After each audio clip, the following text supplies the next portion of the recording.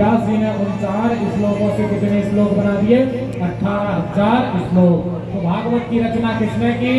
वेद व्यास जी ने। किसके द्वारा रचना हुई? व्यास जी के द्वारा। यही पूछा था ना अभी, ये बतलाइए कि भागवत की रचना किसने की? तो वेद व्यास। 18,000 श्लोक रच दिए भैया। अब मन को शांति प्राप्त हुई, ये 18,000 श्लोक मैंने रचित कर दिए। अब वेद व्यास जी विचार करने लगे कि हमने ये श्लोकों की रचना कर दी, अब हमारा भी जब समय आ जाएगा तो हम ये किसे प्रदान करें? देखो परंपरा चली आ रही ना, नारायण ने ब्रह्मा को, ब्रह्मा ने नारद को, नारद ने व्यास जी को, अब व्यास जी सोच रहे कि मैं किसे प्रदान। तो अब कथा आती है व्यास जी के पुत्र सुखदेव बाबा की। सुखदेव जी को जन्म, सब लोग जानते हैं सुखदेव जी का जन्म माता पिंगला के गर्भ से, उदर से। व्यास जी की पत्नी का नाम माता पिंगला। एक समय की बात है, हमारे कथा के रूप में भगवान भोलेनाथ माता पार्वती को कथा सुना रहे थे। भगवान शंकर ने शर्त रखी कि पार्वती तुम्हारे अलावा कोई कथा ना सुने, ये शर्त रहेगी। पर एक सुख उसी वृक्ष के ऊपर बैठकर कथा को श्रवण कर रहा है। माता पार्वती की नींद लग गई। सुखदेव होंकार भरते रहे, वह तोता, वह सुखी ऊपर से हूं हूं करता रहा। जैसे ही सवेरा हुआ, शंकर बाबा ने देखा माता पार्वती की नींद लगी थी। माता पार्वती उठी, कहने लगी कि भगवान आगे क्या हुआ? बोले क्यों पार्वती, सबको बता रहे? बोले नहीं नहीं, भगवान के जन्म के बाद क्या हुआ? आप तो सीधा विवाह करा रहे। अरे बोले पार्वती, सारी लीलाएं मैंने तुम्हें सुना। तो बोले भगवान क्षमा चाहती हूँ, मेरी नींद लग गई। तो बोले जब पार्वती तुम्हारी नींद लगी तो होंकार कौन भरता? बाबा ने सोचा कि कोई है जो कथा श्रवण कर रहा है। जैसे कि इधर उधर देखा शंकर ने, ऊपर वो सुख दिखाई दिखा। भगवान भोलेनाथ को क्रोध आया। शंकर ने अपना त्रिशूल उठाया और त्रिशूल छोड़ा। उस सुखदेव को मारने के लिए वो सुख भागा भागा भागा भागा। प्रातःकालीन बेला थी, ब्रह्म मुहूर्त का समय था। भागता भागता आया और पिंगला अपने बालों को स्नान करने के बाद सुखा रही थी, जमाई ले रही थी, और वो सुख आकर माता पिंगला के उदर में प्रविष्ट हो गई। 12 वर्षों तक माता पिंगला के गर्भ में रहा। फिर व्यास जी ने प्रार्थना की कि आप जन्म लीजिए, क्योंकि माता को गर्भ में बहुत कष्ट होता है। तो सुखदेव जी ने भगवान से प्रार्थना की और कहा कि आकाशवाणी कर दीजिए कि मैं एक शर्त पे जन्म लूंगा कि मेरे ऊपर इस संसार की माया का प्रभाव नहीं पड़ना चाहिए। तो वेद व्यास जी ने कहा ठीक है, यदि ऐसा चाहते हैं तो आपके ऊपर माया का प्रभाव नहीं पड़ेगा, परंतु आप जन्म लीजिए। तो 12 वर्षों बाद सुखदेव बाबा ने माता पिंगला के गर्भ से जन्म लिया। और जन्म लेते ही क्या हुआ? यम प्रजंत मनुपेतम वेद कृत्यम। जैसे ही जन्म लिया और प्रजंत हो गए। जन्म लेते ही माता और पिता को छोड़कर कहाँ चले गए? जंगल की ओर। अब जंगल की ओर चले गए। पिताजी पीछे पीछे भाग रहे, ये पुत्र, हाँ पुत्र, हाँ पुत्र, रुको रुको, हमें छोड़कर मत जाओ। पर सुखदेव बाबा ने किसी की नहीं सुनी। सुखदेव बाबा कहाँ चले गए? जंगल। सुखदेव बाबा गए और वहां तपस्या करने के लिए विराजमान। अब यहाँ व्यास जी चिंतित हो गए कि पुत्र तो हुआ, पर पुत्र हमें छोड़कर चला गया। अब हम भागवत किसे प्रदान करें? इसके लिए कोई परमहंस चाहिए। तो सुखदेव बाबा ने तो यहाँ सबको छोड़ के सुखदेव बाबा जंगल चले गए। वेद व्यास जी ने विचार किया कि चलिए एक काम करते हैं, हम अपने कुछ शिष्यों को भागवत पढ़ाएं। तो वेद व्यास जी ने अपने 4 शिष्यों को बुलाया और शिष्यों को अब भागवत पढ़ाना आरंभ किया। शिष्यों को कहा कि सुनो शिष्य, हम तुम्हें ये भागवत के जो श्लोक पढ़ा रहे हैं, तुम्हें क्या करना है जानते हो? हम श्लोक पढ़ा देंगे, तुम जंगल में जाना, हमारे लिए जब तुम संविधान लेकर आओगे तो संविधान बीनते बीनते तुम श्लोक का गान करना। पर शर्त ये रहेगी कि श्लोक आधा गाना।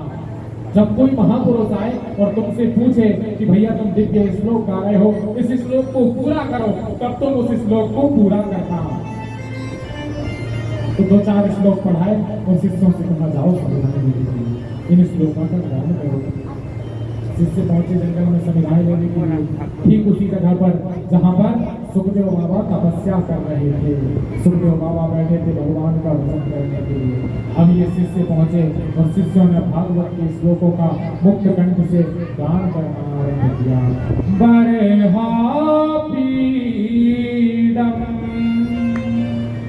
नटवर बपू कर्णयो कर्णिकारं बिभ्रत्वा सह कनककपिशं वैजयन्तीं च माला। जैसे याद है श्लोक गाया ना, सुखदेव बाबा के कानों में जैसे ये श्लोक टकराया, सुखदेव बाबा की तपस्या खुली। सुखदेव बाबा विचार करने लगे कि इतने उत्तम श्लोकों का गान कौन कर रहा है, और श्लोक जो भी व्यक्ति गा रहा है वो कहाँ है। और मेरे मन में ये विचार आ रहा है कि वो आधा श्लोक क्यों गा रहा है, भगवान की छटा का आधा स्मरण क्यों कर रहा है। बरहा पीडम नटवर वपु, कि भगवान श्री कृष्ण परमात्मा नटवर वपु हो, एक पैर के ऊपर अपना दूसरा पैर चढ़ाकर खड़े हुए हैं। बरहा पीडम नटवर वपु कर्णयोः कर्णिकारं, कानों में कुंडल धारण किए हुए हैं। कनक कपिशं वैजयन्तीं च मालां, वैजयंती की माला धारण किए हुए हैं। पर अभी परमात्मा का पूरा स्वरूप इन्होंने वर्णन नहीं किया। सुखदेव बाबा दौड़े दौड़े पहुंचे उन शिष्यों के पास, शिष्यों से हाथ जोड़कर प्रार्थना करने लगे कि आप परमात्मा की आधा छटा का स्मरण क्यों कर रहे। बोले आप कैसे समझ गए कि हम परमात्मा की आधी छटा का स्मरण कर रहे हैं। सुखदेव बाबा ने कहा कि हम जानते हैं आप जो श्लोक गा रहे हो ये परमात्मा का ही चिंतन करने का श्लोक है, पर कृपया आप इस श्लोक को पूर्ण करिए ना। परमात्मा के सारे स्वरूप का मुझे दर्शन कराइए, परमात्मा के सारे स्वरूप का मुझे दर्शन कराइए। और जैसे ही उन्होंने सुखदेव बाबा को पीड़ित देखा शिष्यों ने, तो अब जो आधा श्लोक छोड़ दिया था इस श्लोक को पूर्ण कर रहे हैं। रंध्रान वेणु राधर सुधया पूरयन् गोपवृन्दये वृन्दारण्यं स्वपदरमणं प्राविशद गीतकीर्ति। वृन्दारण्यं स्वपदरमणं प्राविशद गीतकीर्ति। अब भगवान की पूरी रंध्रान वेणु रधर सुधन, कहते हैं कि भगवान ने अपने नीचे वाले होंठ पर वेणु को धारण किया, और जब भगवान ने उस वेणु के नाद को आरंभ किया तो रधर सुधया, नीचे वाले होंठ पर रखकर ऐसा अमृत बरसाना परमात्मा ने आरंभ किया, ऐसा अमृत परमात्मा ने बरसाना आरंभ किया कि वृंदारण्यम स्वपदरमणं प्राविशद कीर्ति। वह बंसी को अधरोष्ठों पर धारण करने वाले, माथे पर मोर पंख लगाने वाले, वृंदावन में भ्रमण करने वाले श्री कृष्ण परमात्मा की झांकी का जब चिंतन किया तो सुखदेव बाबा क्या अब आपने सही श्लोक का वर्णन किया, अब आपने श्लोकों की पूर्ति की। तो कहते हैं कि आपको ये श्लोक किसने सिखाए, और क्या आप ऐसे श्लोक और जानते हैं। तो वो शिष्य कहते हैं हाँ हम और श्लोक ऐसे जानते हैं। तो कहते हैं कि आप हमें और ऐसे श्लोक सुनाइए ना। वीणा लेकर भगवान खड़े हुए हैं, सदैव हरि का गुणगान यहाँ पर करने लगे सुखदेव बाबा। वो शिष्य भी कहते हैं हम और श्लोक जानते हैं। तो बोले एक दो श्लोक और सुनाइए। तो अभी भगवान के स्वरूप का वर्णन किया था, अब भगवान के गुण का वर्णन करने लगे। अहो बकीयम स्तनकालकूटम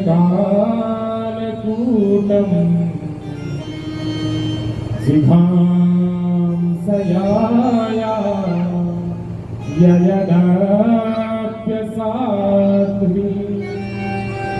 लेभे गतिंधा रुचितां ततोऽन्यं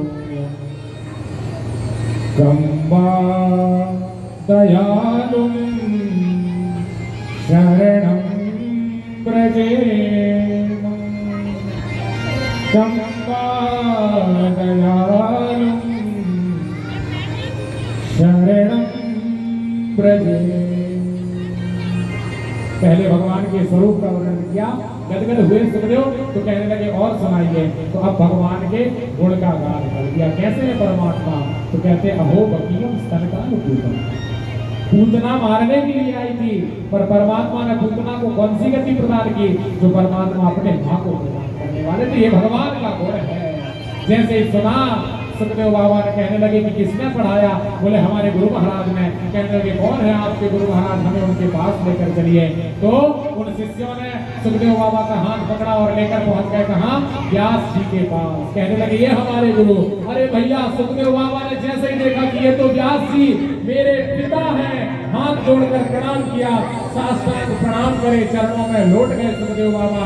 कहने लगे कि व्यास जी, वेद व्यास जी, हे पिता, हम भी आपसे ऐसे श्लोक सुनना चाहते हैं, पढ़ना चाहते हैं। धन्य है भागवत की कथा, भागवत की।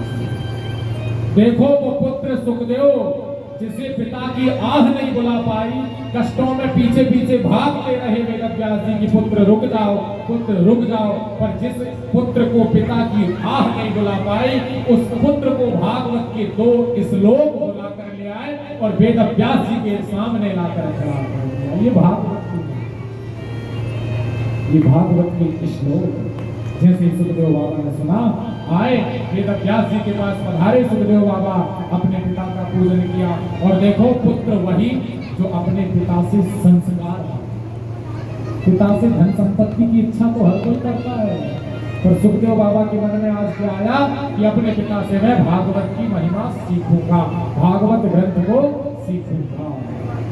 तो आज अब व्यास जी को उत्तम श्रेष्ठ पात्र प्राप्त हो गया। कौन? सुखदेव बाबा। तो देखो अब क्रम फिर से एक बार याद करो। नारायण ने भागवत किसे दी? ब्रह्मा को। ब्रह्मा ने किसे दी? नारद को। नारद ने किसे दी? व्यास जी को। अब व्यास जी किसे प्रदान कर रहे हैं भागवत की कथा? सुखदेव जी महाराज। अरे भैया बोलो ना, सुखदेव जी महाराज। सुखदेव जी को। किसे? सुखदेव जी को। सुखदेव जी को।